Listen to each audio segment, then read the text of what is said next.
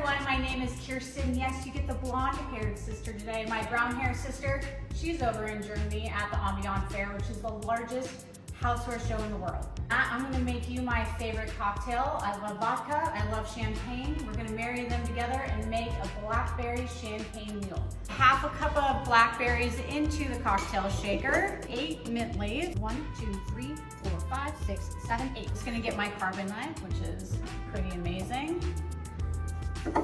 Squeeze half of it in there. We're really gonna grind this up with the mint and the blackberries. That looks so good, I kind of want to lick it, but I'm not going to.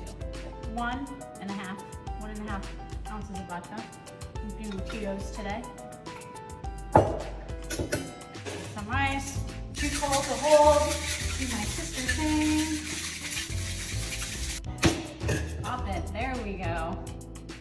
Love to use the round ice cubes. 2 ounces of ginger beer. We're gonna splash it off with some champagne.